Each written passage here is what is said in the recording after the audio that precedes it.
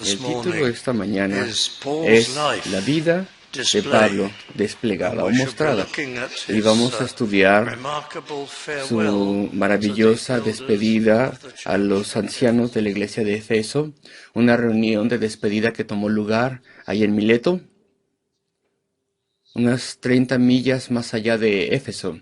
Y Pablo va allí. Él estaba acercándose al final de su tercer viaje misionero. Él tiene un grande grupo de personas con él en esta ocasión. Este grupo de 7 personas, quienes fueron nombrados antes en el capítulo que estamos viendo, aquí en el capítulo 20 de Hechos. Y también está Lucas con él, que ya estaba ahí en el grupo y ahora estaba con el apóstol. Y estos 7 son los representantes de las iglesias que habían sido fundadas, de donde se había reunido una gran ofrenda para poder ayudar a las personas, a los cristianos en Jerusalén, en Judea, allí en la hambruna y en las necesidades que tenían en esa región.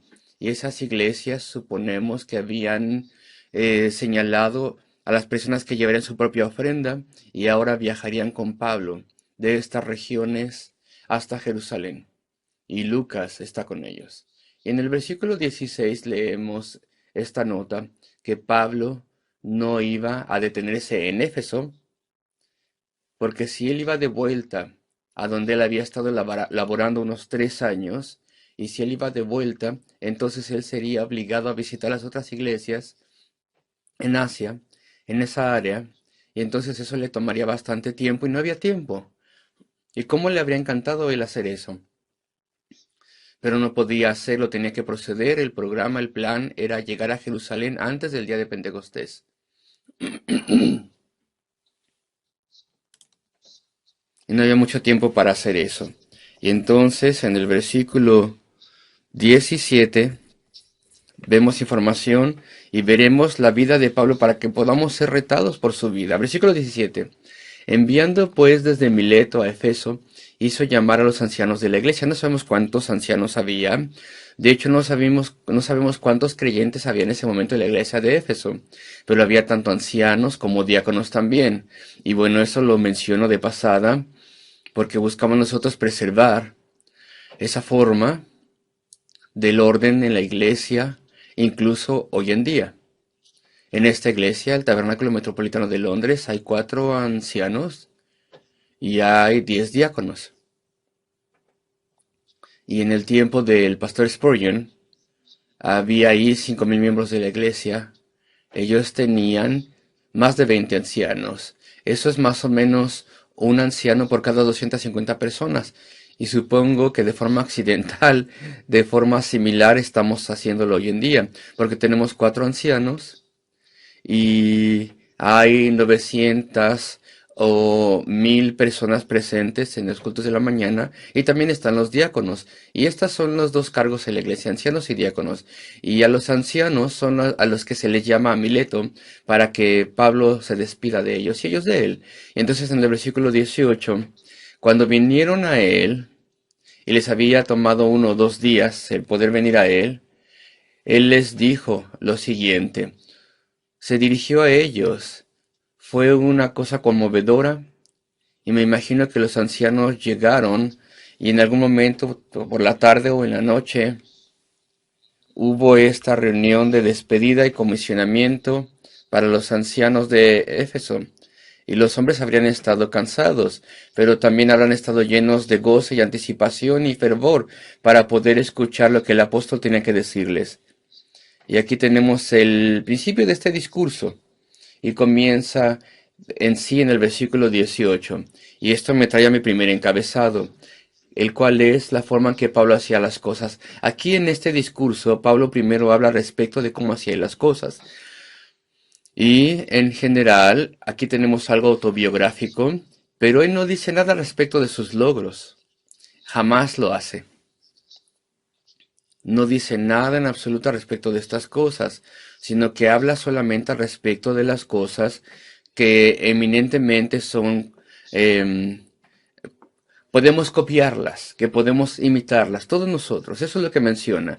Y él menciona los estándares, sus objetivos en eso, en los estándares y la conducta que tiene que ser general para los ministros del Evangelio y para todos los cristianos. Entonces aquí no se nos dice nada de lo que podríamos decir jactancia o que él se elevase a sí mismo, sino que les abre su corazón y les dice diferentes cosas. Y es muy fácil apresurarnos a través de este discurso de despedida, pero cuando leemos lentamente y examinamos lo que Pablo está diciendo y el estándar que él está estableciendo y el cargo que les da a todos los que viven por el Señor y les sirven, entonces es maravilloso. Versículo 18, a mitad. Vosotros todo el tiempo, desde el primer día en que entré en Asia, sabéis. Y voy a detenerme con estas palabras donde dice sabéis. En el español está más o menos al principio. Vosotros sabéis. No dice nada que esos ancianos no puedan respaldar, que ellos no hayan observado ellos mismos, que no sea completamente obvio respecto del apóstol. No hay ninguna cosa secreta aquí. No se desglosa nada que ellos no han visto ya, sino que estas son cosas que eran obvias para ellos. Nadie podía contradecir estas cosas, nadie podía decir, yo no creo que esto fuese completamente verdad al respecto del apóstol Pablo. Que nosotros pudiéramos decir eso también. ¿Tú puedes decirle eso a tu esposo, a tu esposa? ¿Sabes? Tú sabes que todo el tiempo que hemos estado juntos como creyentes, me he conducido de esta forma o en aquella forma, de forma consistente, con una forma ferviente y sincera de hacer las cosas. Vosotros sabéis, les dice el apóstol, desde el mismísimo comienzo que estuvo entre ellos, el apóstol tenía un objetivo único. Estaba preocupado porque se propagase el evangelio, ese era su objetivo, y servir al Señor deseaba servir al Señor y hacía esto sin parar. Empezó a estar sirviendo ahí en Efeso. Y saben, dice aquí, que desde el primer día en que vine a Asia, no hubo ninguna duda, no hubo un tiempo de descanso, nada así. Ellos sabían que el apóstol Pablo había publicado a Cristo en todo momento y estaba siempre enfocado en los asuntos de su Padre. Y dice entonces, vosotros sabéis cómo me he comportado entre vosotros todo el tiempo, desde el primer día en que entré en Asia. Entonces voy a hablar al respecto de la forma en que él se ha comportado, su estilo, si ustedes quieren, su forma de conducta. Y estas son las cosas que él puede decir al respecto de esto. Vosotros sabéis cómo me he comportado entre vosotros todo el tiempo. Y esta no es una traducción exacta del griego, que podría traducirse como en todo el tiempo. De hecho, está bien en español, mejor, tal vez más claro que en el inglés. En todo tiempo, en todo el tiempo. He sido consistente entre vosotros en todo el tiempo. Todo el tiempo. Y aquí vemos la forma en que él se comportaba en su vida. Versículo 19. Sirviendo al Señor. Y la traducción es elegante aquí. Y tal vez no dice exactamente lo que dice el griego. De forma literal podríamos traducir esto siendo esclavo por el Señor, para el Señor. Ese es el término que el apóstol Pablo utiliza aquí en el griego original. Vosotros sabéis que he sido esclavo al Señor. Y él lo había sido. ¿Cuántos de nosotros verdaderamente somos esclavos del Señor? Y no lo estoy diciendo en una forma de esclavitud desagradable, no, sino que estoy diciendo que tengamos un verdadero compromiso a Él, servirle. Sí, claro, hay que trabajar para nuestro jefe, evidentemente tenemos que ganarnos nuestro dinero para mantener a nuestra familia, tenemos que pagar nuestro deber para los hombres y también para con Dios, pero nuestra más grande prioridad y más grande deseo en nuestro corazón es poder ser serviciales a Dios, servirle a Dios donde quiera que nos ponga.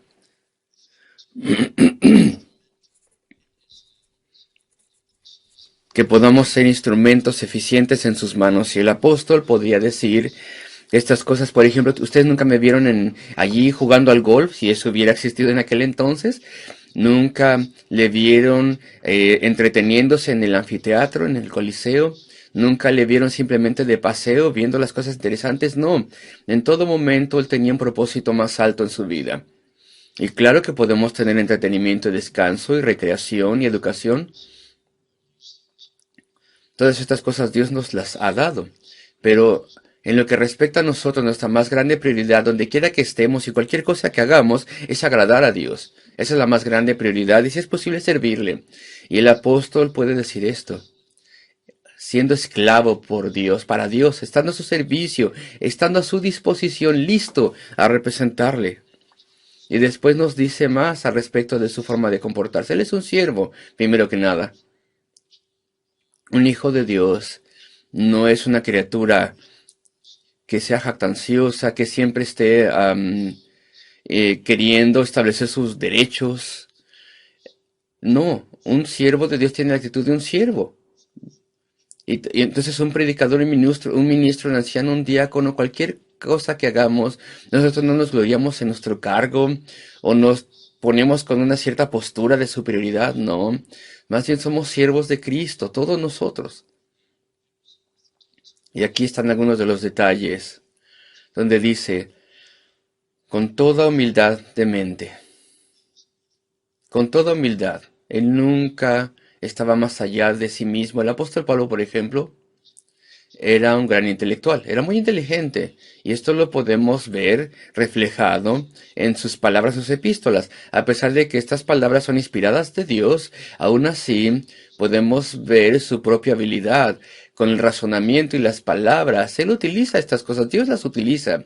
Él era un hombre de una inmensa inteligencia, gran aprendizaje, y aún así todo lo que él dice es la palabra de Dios, lo que Dios le ha dado. Fundamentado en el Antiguo Testamento, citas para poder apoyar casi cada cosa que él dice. Citando el Antiguo Testamento, no es una persona que diga, bueno, voy a utilizar mi raciocinio, yo digo esto, esta es mi opinión, yo pienso esto, yo he pensado esto, he resuelto aquello y así es como tiene que ser. No, Pablo siempre nos lleva a la palabra de Dios y apoya las cosas a partir de lo que el Señor mismo, dijo antes en el Antiguo Testamento. Él es un hombre humilde en su mente. Él se dice a sí mismo, yo no voy a decir nada que no venga de Dios, que no sea su palabra. Yo soy un siervo de Dios. Y así tiene que ser con nosotros. Y si somos predicadores y frecuentemente intento decir esto, nuestro objetivo debería ser el no darles opiniones que sean nuestras, conclusiones propias y juicio propio, sino justificar cualquier cosa que digamos, todo lo que digamos a partir de la palabra de Dios. Somos siervos, ministros de la palabra. No podemos decir y mirar nuestra vida y decir, yo, y mi teoría era esta, y lo que yo pensaba era aquello, y mi enseñanza en particular era esta y aquella. Y he resuelto estas cosas, las he enseñado a las personas. No, eso es arrogancia en la mente, en lo que respecta a las cosas espirituales.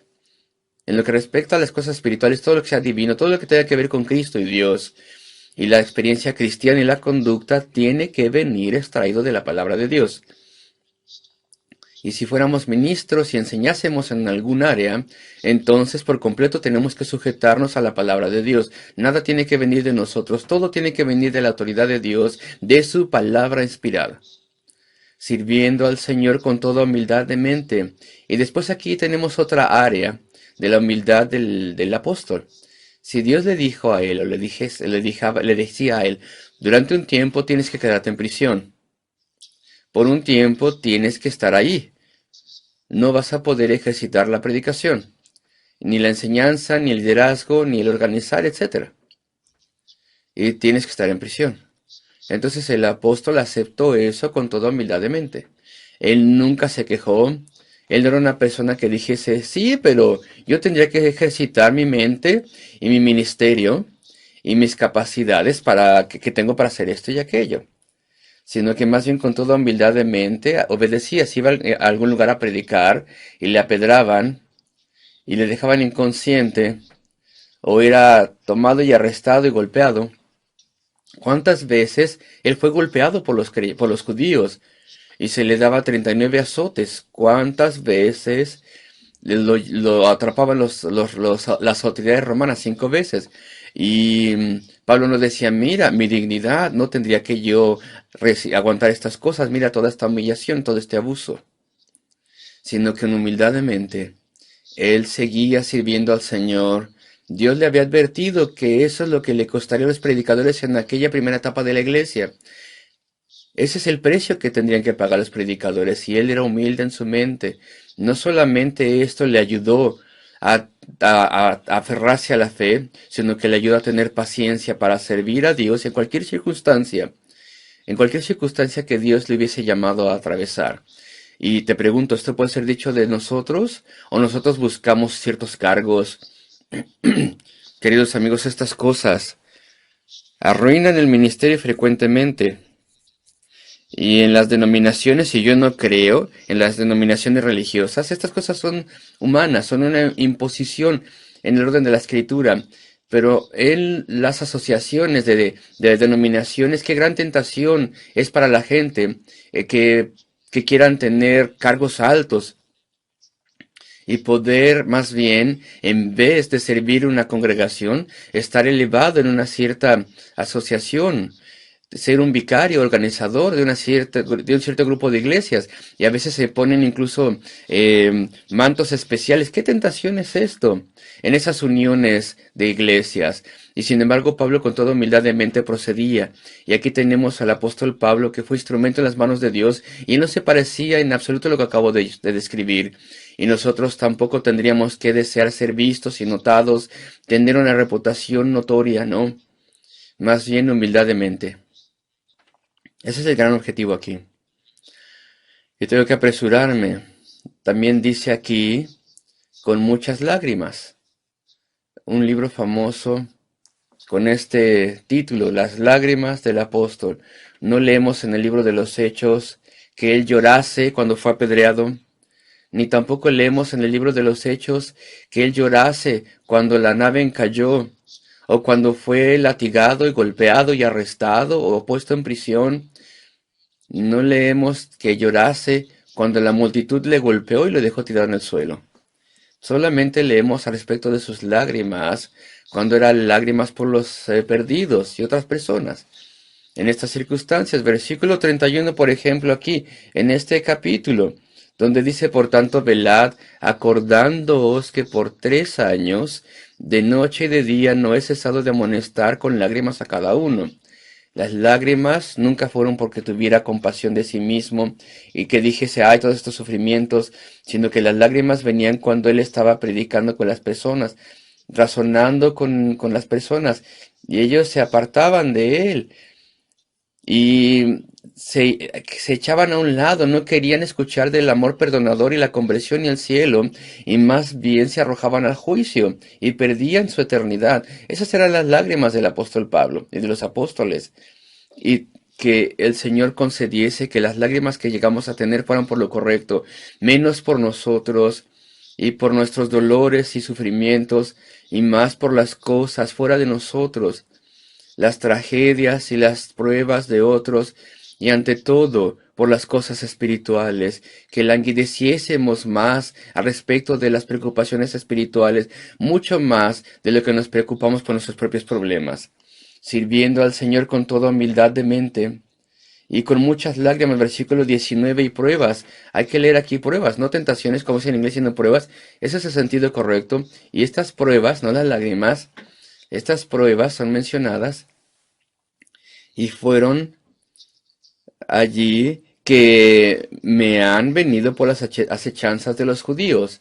Y no podemos leer al respecto de ciertas cosas que se menciona aquí. Por ejemplo, en Corinto, Pablo fue preservado de sus enemigos. Estoy tratando de explicar lo que estoy diciendo, pero no tuvo esta promesa en Efeso, pero tuvo libertad para predicar y operar hasta el final. Pero ahora estamos leyendo aquí, es lo que quiero decir, que incluso en ese tiempo más tranquilo de Efeso, no tan tranquilo como Corinto, pero más tranquilo de lo que venía después, ahí aún así vino el problema de las acechanzas de los judíos que querían emboscarle. Y me pregunto cuántas veces pasó esto. ¿Cuántas veces todo esto pasó? ¿Qué de esto lo tiene que haber dado ansiedad al apóstol? Tiene que haber estado teniendo cuidado, medidas precavidas de precaución. Y dice aquí entonces, y pruebas que me han venido por las acechanzas de los judíos. Otro encabezado, la enseñanza de Pablo. Y se nos da un poquito de luz al respecto de esto en las pocas palabras del versículo 20. Ya vimos entonces la forma de comportarse de Pablo. Ahora quiero mencionar un poco de lo que se nos dice respecto a su enseñanza, versículo 20. Y como nada que fuese útil he rehuido de anunciaros y enseñaros. El versículo crucial aquí en el griego tiene que ver con echarse para atrás. De forma literal uno podría traducir esto y como no rehusé predicarles nada, que fuese digno a vosotros. Esto le da tal vez un sentido más claro. Como no, como nada que fuese útil he rehuido de anunciaros y enseñaros. Y si el apóstol Pablo hubiese sido tentado a no enseñarnos ciertas cosas, pues hubiera estado mal. ¿Y por qué hubiera venido esta tentación? Pues porque eran cosas desagradables para las personas. Y en las iglesias verdaderas de Cristo hoy en día, entre creyentes bíblicos, entre los cristianos evangélicos en el mundo, en estos grupos hay personas que no enseñan toda la enseñanza. Durante los últimos 30, 40, 50 años hemos escuchado bastante al respecto de personas que rehuyen de predicar el arrepentimiento. Y hace muchas décadas me acuerdo de un evangelista famoso en aquel entonces en aquel entonces que viajaba por el mundo y anunció que ya no iba a hablar respecto del pecado, ni la necesidad del arrepentimiento, y nunca iba a hacer eso más, porque eso desalentaba a las personas, dijo él, pero no podemos hacer eso. Y hoy en día hay muchas iglesias, estoy hablando de iglesias bíblicas, donde no se escucha un llamado al arrepentimiento. No hay énfasis al respecto de estas cosas. Eso es trágico. Y no es como Pablo, yo no rehuí de nada porque fuese algo que no fuera popular, porque eso no me ganaría una gran multitud, porque eso fuese a desalentar a las personas.